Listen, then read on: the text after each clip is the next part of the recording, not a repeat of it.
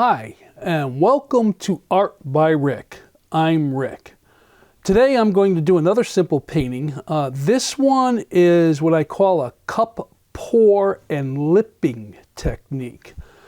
This is where you're actually going to use some gravity. You're actually going to use some gravity as far as being able to help the paints move around the canvas to get different designs as your paint flows. So I'll show you the colors that I pick, how I'm going to mix those colors, and what my formula is in order to get the right movement on the canvas that I'm looking to do. Now I will forewarn you, on this particular type of painting, it's very, very messy.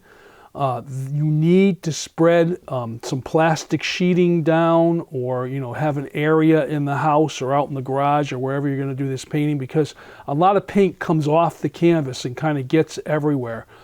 So it does get quite messy. But it's a way of getting some interesting designs and an interesting look in an abstract painting that, again, is very, very simple to do. So let's get started, and I'll show you how I set up by going over to the preparation table, and then we'll begin our painting.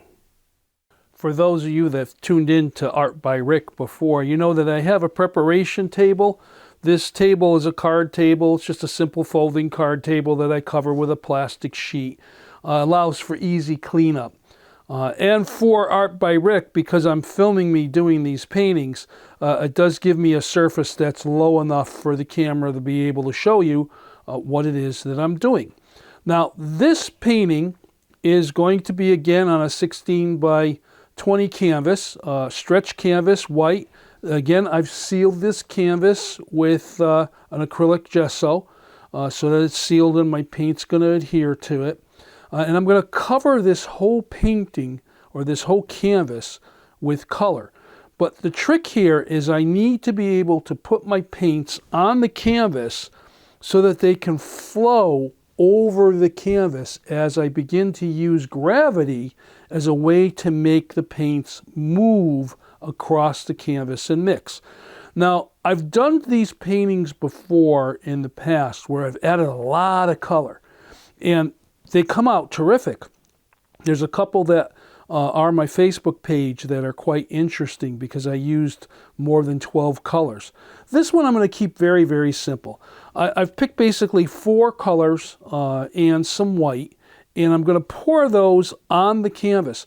Now, one of the things about when you're doing a liquid pour or a cup pouring like this is you can make the canvas look certain ways by the way you apply the paint and the way you mix the paint. So again, I've used regular cups. The cups that I'm using here are paper cups. I've put my paint in the cups. I'm going to use a formula here where I'm going to use this medium, and I fill the cups about 1/3 of the way up with paint. And I'm going to use the medium to fill these cups almost all the way to the top. It's about 2 parts acrylic medium, pouring medium, to 1 part of paint. Again, the reason why I'm doing this is because I want my paint to be able to flow on the canvas. So there you go. I've added my medium on here. Again, I have my paper towel ready to go because I'm going to be taking my mix stick here, and I'm going to mix up these paints to get ready to pour. So basically I'm just going to stir my paint, and if it drips, falls on the canvas, that all the better, because again, we're going to be pouring these onto the canvas. You notice that I'm doing this on top of the canvas. There's a purpose, there's a reason for my madness in doing this, because if any paint does splatter out of the cup, it just helps to make an interesting design on the canvas itself. And I'm going to clear off the stick as I'm mixing these because I don't want my colors quite to mix yet. So again, I'm just stirring, stirring, stirring, stirring, getting my colors to mix in my little cups, clearing off my stick. I'm going to use something special on this particular one. I went out and I bought some gold metallic paint because I thought maybe putting a little bit of a sheen in this might might make it look a little interesting. So something a little bit different, some gold metallic. And then two other basic colors. Of course, I like to use yellows and blues, so here's my yellow color. Again, I'm just stirring around here so that I have my yellow color. And then I always like to use kind of a base color itself. This is red. I find that blues and reds go nicely together along with yellows. Sometimes I'll use an orange or something along those lines. So again, I'm just mixing. And I'm going to save this stick because this stick is going to help me get the paint to go to the edges. All right, so now I have my paints mixed. I have my canvas down in front of me, and now I'm going to do what's called a pour on the canvas itself.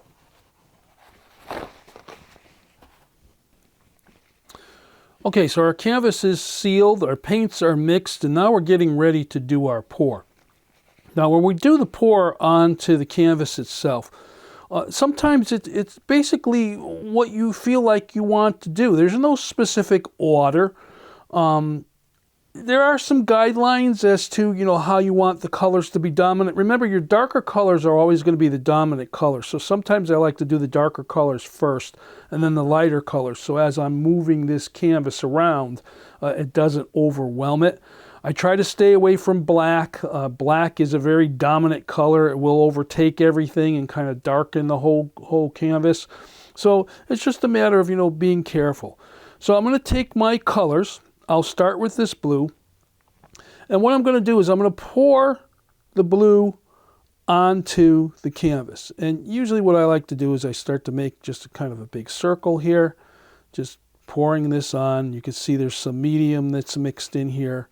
And there you go. And I'll just take some leftover paint and I'll just kind of dot it on the canvas itself. I'll use some white. Again, white is to just kind of help it move along the canvas. And I'll do my white. And as you can see, I'm just helter-skelter pouring this. I'm not following any particular idea or design. I have my yellow. I'm going to pour my yellow, and I'm going to kind of use my yellow as an edging on either side here.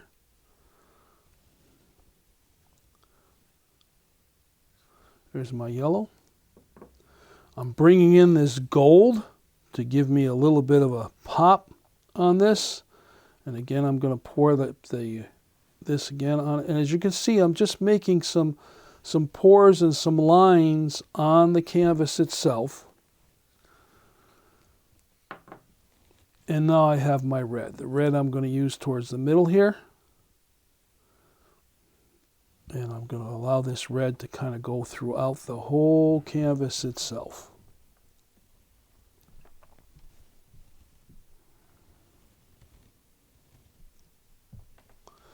Now with the leftover paints that I have, I'm going to just speckle this on because this painting is going to have this paint kind of go all over the place.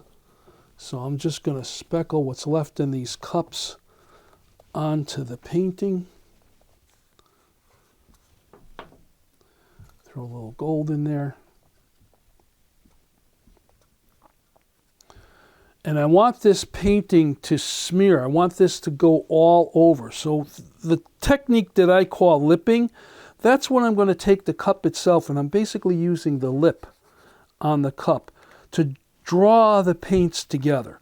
So in this case, I'll use this blue cup and I'm going to do some lipping on it. So what I'm doing is I'm basically just drawing the paint through so that I'm getting a mix on it. I'm just drawing this paint through. Drawing it through, and allowing it to mix. Because I want the paint to be able to spread throughout the canvas itself. I'll take my cup and I'll lip it, go in the other direction. So again, just kind of get it going so it's covering the canvas. And now, once I've got it spread to the point of where I like the way it's spread, now it's a matter of trying to get gravity to help me cover this canvas all the way. So there we go. So now it's a matter of moving the paint around the canvas. So the way that you do that is you just basically lift your painting up and you allow the paints to kind of move along the canvas until you get the coverage that you want. So in this case here, I'm going to move and let gravity kind of help me move the paint, moving it along.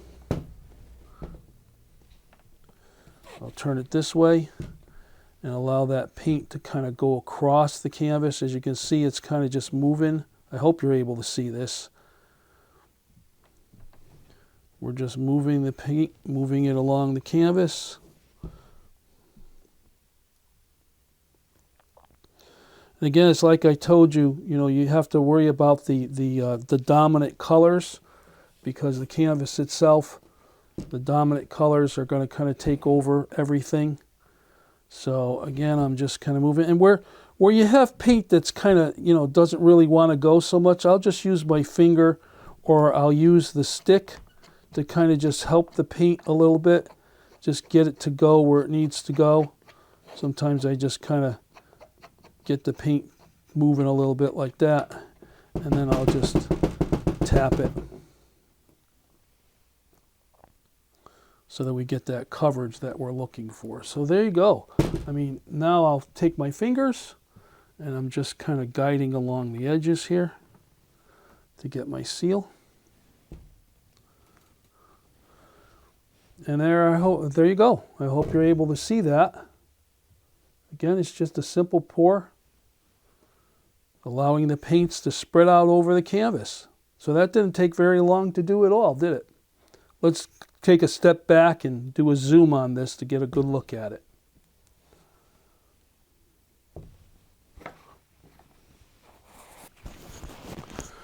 So as you can see with this painting, this is a cup and a pour, the liquid pour that I just did. And you saw how I moved the canvas around to allow the paint to spread over the canvas. And as I was talking about, when you're using darker colors, I use the blue and I put it towards the center of the canvas. As you can see, the blue has become the dominant color in the canvas. It kind of took over the middle of it, and then the other colors spread out at the end. And one of the things that you see with the pouring of the medium on here is you start to see these little cells start to appear. And I'm going to zoom in a moment so that you can kind of see the way that the paint starts to separate as this begins to set up. So let me just get behind the camera here. And I'm going to zoom in on this so you can really get a look at how the paint has started to settle in this camera, or in the painting itself. Let's see if I can play with this a little bit, just to kind of give you a good idea of the painting itself.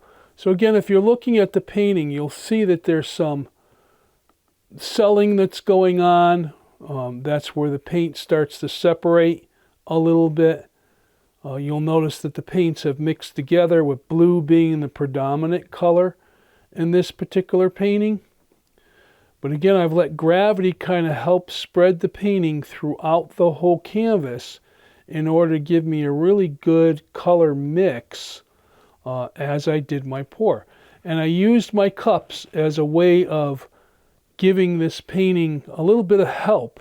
So along with gravity, I'm also taking the paint and causing it to spread throughout the canvas itself so that I can get good coverage and make sure that I'm covering that whole painting. Now, one of the things about these particular paintings, folks, the paint takes a long time to dry. I've had paintings where it's taken 3 days for it really to dry before I could put any kind of sealant on it. So you want to be really careful. And remember, it's a very messy painting. So make sure you're doing it in such an area where you don't have anything that you're going to ruin as paint gets on it.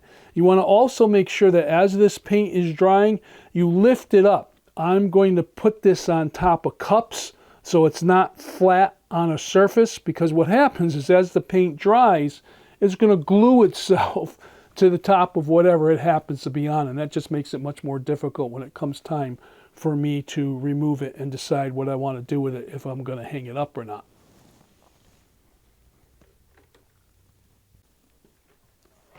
before I go back over to the work table, I just wanted to kind of show what I was talking about. We did that pour and lipping technique, and this is what's left on the table. You know, I've removed the painting, I've moved it over to my workstation, and as you can see, you've got a lot of dripping, just a lot of a lot of paint all over the counter. So again, this probably make an interesting painting all by itself, right? But again, you can see there's a lot of extra paint on here. So when you're going to do the technique that we just did, make sure that you have a surface that you're not going to mess up too much, that you have a removable cloth. In this case, I have a removable cloth, and I'll take this and I'll fold it up and I'll just put it away and put a nice clean surface on for the next painting.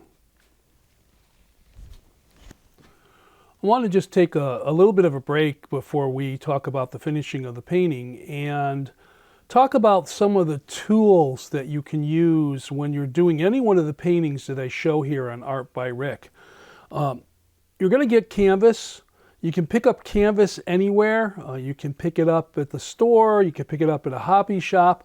I've found canvas, blank canvas at Goodwill, whatever. But you want to make sure that you get a canvas in a size that you're comfortable with working on. Once you get your canvas, it's recommended that you seal that canvas unless it's a pre-sealed canvas. And what I mean by that is a lot of canvas is stretched over a frame and your paints will soak through the canvas to the other side, or they won't stay as colorful as you'd like them to. So you want to seal the canvas. I use a standard acrylic gesso because I'm an acrylic paint user. So I'll use this to seal the canvas. I put just a very thin coat on the canvas. It dries pretty quickly. Then I'll choose my paint colors. I pick up paint just about anywhere. I can get it at my local thrift store, discount stores, major big box stores, hobby stores, wherever I can pick up the paint. I'm always looking for a value. And of course, my medium is acrylic paints. You want to get a good acrylic thinner. Like I said before on the real estate show, you can thin your paints with water. Water is a good way of getting the paint to spread out over a canvas, but you have to be very careful. Some of the recommendations are you mix half paint to half water if you're going to do an acrylic pour. If you're going to thin a color because you need to spread it, you can use a little bit of water. I prefer using a ready-made medium. You can even buy paints that are already made thin so that you can spread them out. Again, it depends on what you want to do. And then, of course, once you've done your painting, you're satisfied with the way it looks, and you've given it drying time. Acrylic pours can take 48 to 72 hours to dry. Other paints may take a good 24 hours.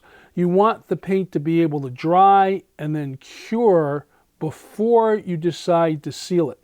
Now, usually if I seal one of my paintings, I'll use a spray seal. This one's a satin finish. You can get gloss finish. You can get matte finish. You can just spray that over the canvas to seal the paint and have the colors stay, nice and bright. I'll use that sometimes on my smaller paintings. If I'm doing a larger painting, I'll actually get a paint sealant or a varnish or something along those sides, gloss finish, where I actually have to apply it with a brush. Again, letting it have time to dry. One of the things about acrylic paints is it isn't something that you can produce right away and have it ready to go the next day. It pretty much needs a couple of days in order to dry. There are other paints that you can use. Obviously, you may choose to work in oils. You can work with watercolors besides acrylics. I've done paintings where I've used just basic house paint. You have to be real careful with house paints, though, because sometimes they'll dry unevenly and you have to worry about cracking sometimes with house paints because they're not really made to go on canvas. But again, choosing what kind of paint you're going to use and then following through with the different mediums. And then, as always, you want to make sure you can clean up. I found this dish liquid spray to be the easiest thing for cleaning up, especially if I get paint where it's not supposed to go. Not necessarily on the canvas, because that I can let dry and fix it. But I mean, if I splatter paint on my desktop, or I get, go to grab my phone and I get paint on my phone, or in this case here, doing Art by Rick, I get a spot of paint on the camera or the tripod. I've used this many times and it cleans it right off. And then of course, lots of paper towel. Paper towel comes in really, really handy. Buy bargain paper towel, have lots of paper towel around, because you're going to be doing a lot of cleanup.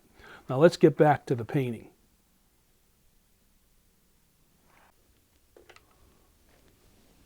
I just wanted to get a quick shot. As I said, I've moved that painting up and put it on my workstation. And what I've done with the painting is I've put it up on these red cups. This will allow the edging, the paint that's kind of come over the sides, to kind of drip off should it choose to do that.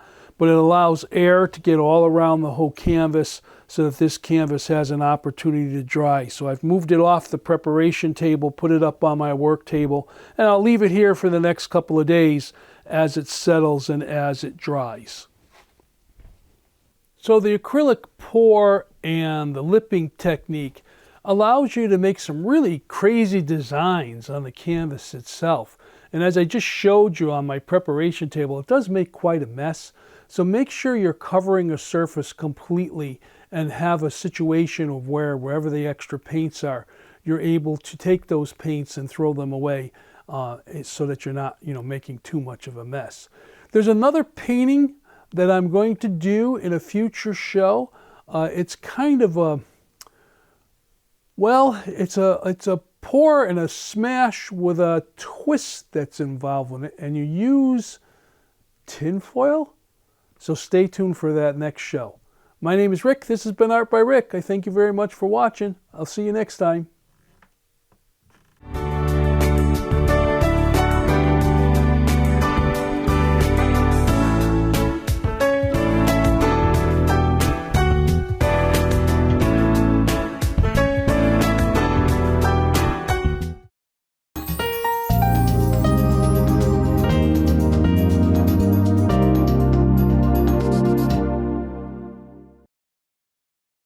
Hi, I'm Jay McCormick, a board director at Nutmeg TV, your local public TV station right here in Farmington.